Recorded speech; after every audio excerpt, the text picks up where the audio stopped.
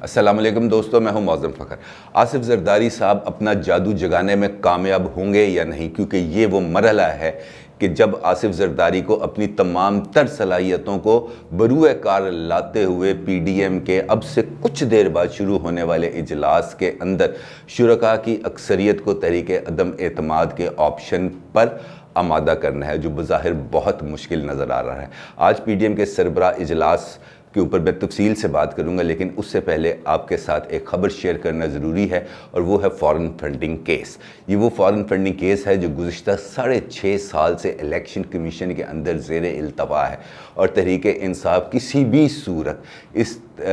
اس case کو حتمی نتیجے تک نہیں لے کے جانا چاہتی، اور اس کے اندر بارہا وہ ایسے اقدامات کر چکی ہے جس سے یہ معاملہ طول پکڑے۔ پہلے 2.5 سال مقدمے کو چلایا گیا، پھر اس کے اندر پیپلز پارٹی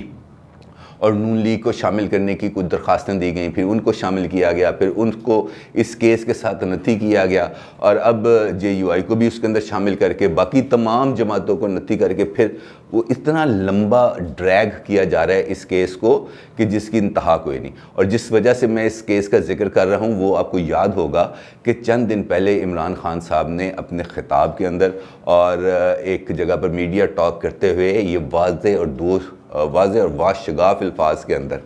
یہ پیغام دیا تھا کہ میں چاہتا ہوں کہ فارن فنڈنگ کیس یعنی کہ ممنوعہ فنڈنگ کیس جو ہے، اس کیس کی سماعت کھلے عام ہو، یعنی کہ ہر جماعت کے ہر مکتبہ فکر کے لوگ یہ دیکھیں کہ فارن فنڈنگ کیس کی سنوائی کیسے چل رہی ہے، پروسیڈنگز کیسے چل رہی ہیں، اور ہر جماعت وہاں پر آ کے اپنا کیس پلیڈ کرے اور اپنی فارن فنڈنگ کے حوالے سے ڈیٹیلز الیکشن کمیشن کو دے۔ انہوں نے کہا تھا کہ میں نے 40,000 ڈونرز کی فہرست پیش کر دی ہے، جبکہ پیپلز پارٹی اور نون لیگ تو ابھی تک کسی ایک بندے کی بھی کوئی ڈیٹیلز پیش نہیں کر سکے، لیکن ہوا اس کے بالکل برعکس۔ اور یو ٹرن ماسٹرز کی ٹیم نے ایک اور یو ٹرن لیا کل الیکشن کمیشن کے آفس میں، جب سیکیورٹی کمیٹی نے اس کیس کی سنوائی کی۔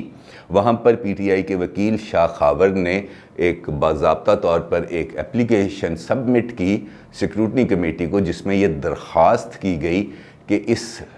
کیس کی جو کارروائی ہے اس کو ان کیمرہ ہی رکھا جائے اور اس کی ڈیٹیلز کو باہر پبلک میں ریلیز نہ کیا جائے۔ آپ خود اندازہ لگا سکتے ہیں کہ وہ کیا چیز ہے جس کو پی ٹی آئی چھپانا چاہ رہی ہے، اور بارہا اس بات کی کوشش کر رہی ہے کہ اس کی ڈیٹیلز کو کسی بھی صورت پبلک کے سامنے نہ آئے جائے۔ اور عمران خان صاحب مسلسل یہ کہتے ہیں کہ آئے، اور ان کی جو عمل ہے وہ اس سے بالکل مختلف ہے۔ اس کا مطلب یہ ہے بالفاظ دیگر کہ دال میں کچھ کالا ہے، یا ہاتھی کے دانت کھانے کے کچھ اور ہیں اور دکھانے کے کچھ اور، کیونکہ پیسے تو آئے ہیں پی ٹی آئی کے اکاؤنٹس کے اندر، اور اس کے اندر سب سے بڑا گھپلا یہ ہے کہ 7 اکاؤنٹس کی ڈیٹیلز پی ٹی آئی نے انیشلی الیکشن کمیشن کو دی، اور الیکشن کمیشن نے جب اسٹیٹ بینک سے کہا کہ آپ ہمیں ان اکاؤنٹس کی ویریفیکیشن کر کے دیں اور ساتھ بتائیں کچھ اور اکاؤنٹس تو نہیں چل رہے، تو اسٹیٹ بینک آف پاکستان نے ان 7 کے علاوہ 23 اور بینک اکاؤنٹس کی details election commission of Pakistan کو دیں۔ تو اس کا مطلب ہے 23 اکاؤنٹس پی ٹی آئی نے الیکشن کمیشن سے چھپائے ہوئے تھے، جو بعد میں الیکشن کمیشن کے سامنے آئے۔ اور کوشش تو یہی ہے، دعا بھی یہ ہے کہ جلد از جلد یہ معاملہ نپٹ جائے، کیونکہ یہاں سے نپٹنے کے بعد اس معاملے نے الٹیمیٹلی سپریم کورٹ ہی جانا ہے، اور جہاں سے اس کا حتمی فیصلہ آئے گا۔ اور ان کی تو یہ خواہش ہے کہ یہ معاملہ کھنچتا چلا جائے تاکہ سپریم کورٹ کی نوبت اس وقت آئے جب یہ اقتدار میں نہ ہو، لیکن مجھے یہ لگ رہا ہے کہ اب الیکشن کمیشن بھی اس معاملے پر کچھ تھوڑا سا سنجیدہ ہوا اور اس معاملے کو ٹیک اپ کر رہا ہے۔ اب آتے ہیں واپس اپنے اصل ٹاپک کی طرف، اور وہ ہے پی ڈی ایم کا سربراہ اجلاس۔ آپ کو یاد ہے 31 جنوری کو میں نے اپنے ایک ویلاگ میں آپ کو یہ بتایا تھا کہ 2 فروری کو نون لیگ کا ایک اجلاس ہوگا، جس میں نواز شریف صاحب ویڈیو لنک کے ذریعے خطاب کریں گے، اور وہ خبر بالکل درست ثابت ہوئی۔ شاہد خاقان عباسی صاحب کی رہائش گاہ پر یہ اجلاس ہوا، جس میں نواز شریف صاحب نے ویڈیو لنک کے ذریعے شرکت کی۔ اس اجلاس میں شاہد خاقان عباسی، مریم نواز، احسن اقبال، رانا ثناء اللہ، پرویز رشید، مریم اورنگزیب اور دیگر قائدین موجود تھے۔ نواز شریف صاحب نے وہاں پر ان سب سے پی ڈی ایم کے جو سربراہی اجلاس تھا اس کے بارے میں ان سے انپٹ لیا، اور ان کو اپنی رائے دی، اور اس اجلاس کے اندر یہ طے پایا تھا کہ ہم نے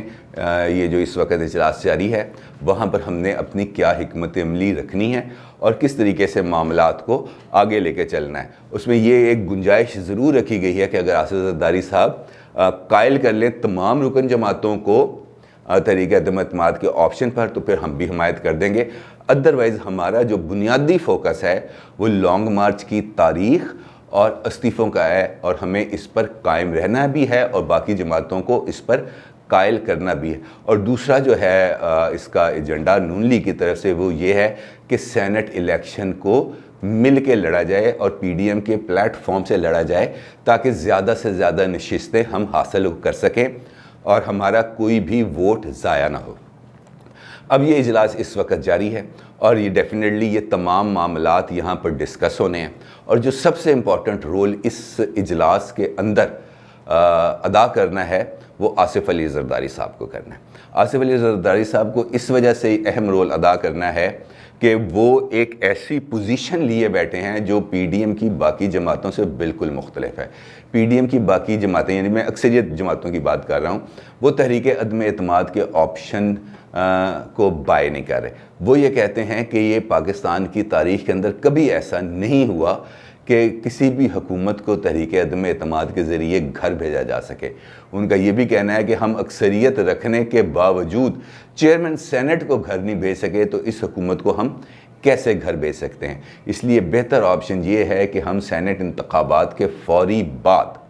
ہم لانگ مارچ کی تاریخ کا اعلان کریں اور اس کی موڈیلٹیز کو طے کریں اور لانگ مارچ کے اختتام پر اپنا انتہائی اقدام جو ریزگنیشنز ہیں اس کی طرف جائیں تاکہ اس سسٹم کو ایک ہم زوردار ضرب لگا سکیں۔ جبکہ آصف علی زرداری صاحب کا موقف اس سے بالکل مختلف ہے، اور اس اجلاس کے اندر آصف علی زرداری کو اپنے تمام کارڈز کو شو کرنا پڑے گا، اور وہ ان کے لیے سب سے امپورٹنٹ ہے۔ ان کو شرکاء کو یہ بتانا پڑے گا کہ میرا کس کس سے رابطہ ہے، میں نے پی ٹی آئی کے کس اتحادی کے ساتھ معاملات اس حد تک طے کر لیے ہیں کہ وہ تحریک عدم اعتماد کے موقع پر اپنا الائنس چھوڑ کر ہمارے ساتھ آ کے کھڑا ہوگا۔ انہوں نے پی ٹی آئی کے کتنے لوگوں کو اپنے ساتھ انگیج کیا، ان کو وہ تمام ڈیٹیلز بھی بتانی پڑیں گی۔ آلدو یہ دعویٰ سامنے آیا فیصل کریم کنڈی کا کہ 25 اراکین ہمارے ساتھ رابطے میں ہیں، لیکن وہ رابطے کیا اس لیول پر ہیں کہ وہ اپنی جماعت کا فلور کراس کر کے پی ڈی ایم کو یا پیپلز پارٹی کو یا اپوزیشن جماعتوں کو تحریک عدم اعتماد میں ان کے حق میں ووٹ دیں؟ یہ بہت امپورٹنٹ ہے، اور آصف زرداری کو اس کا بھی جواب دینا ہے۔ آصف زرداری صاحب کو اس بات کا بھی جواب دینا ہے کہ ان کے رابطے کس اہم ادارے، کس شخصیات، اسٹیبلشمنٹ کے ساتھ ہوئے ہیں اور وہ کس لیول پر ہیں، اور ان کو ان کی طرف سے ایسی کون سی یقین دہانی کرائی گئی ہے جس سے وہ مطمئن ہیں، اور اس حد تک مطمئن ہیں کہ پی ڈی ایم کی تمام جماعتوں کو بھی اپنے اس اطمینان اور اپنے اس یقین کے ساتھ قائل کر سکتے ہیں۔ تو اصل امتحان کل آصف علی زرداری صاحب کا ہے، کیا وہ اسی طریقے سے معاملات کو پورا کر سکتے ہیں جیسے انہوں نے لاہور میں جاتی عمرہ کے اجلاس کے اندر کیا تھا۔ انہوں نے